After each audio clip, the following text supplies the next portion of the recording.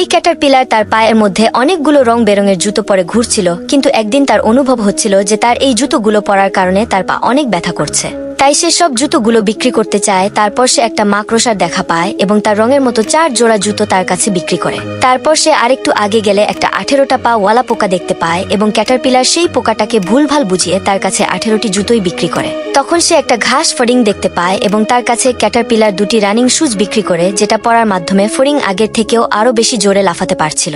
তারপর সে একটা শামুককে দেখে তার কাছে 2টি জুতো বিক্রি করে, কিন্তু শামুক শুধু তার কাছ থেকে একটি মাত্র জুতোই কিনতে চাচ্ছিল, যার কারণে ক্যাটারপিলারটির কাছে আর মাত্র একটি জুতো বাকি রয়েছে। সে এই জুতাটি ফেলে দিয়ে নষ্ট করতে চাচ্ছিল না, তাই সে তার পরবর্তী কাস্টমার খুঁজতে শুরু করে। কিছুক্ষণ খোঁজার পর সে তার পরবর্তী কাস্টমারের দেখা পায়, যে ছিল একটা ছোট মাকড়সা। মাকড়সা জুতোটির মধ্যে তার ঘর তৈরি করে এবং তার পরিবার নিয়ে থাকতে শুরু করে। এভাবে ক্যাটারপিলার তার পায়ের সবগুলো জুতো বিক্রি করে দেয় এবং তারপর সে একটি লাঠির সাথে ঝুলে যায়। এর কিছুদিনের ভিতরে সে একটা সুন্দর প্রজাপতি হয়ে যায়।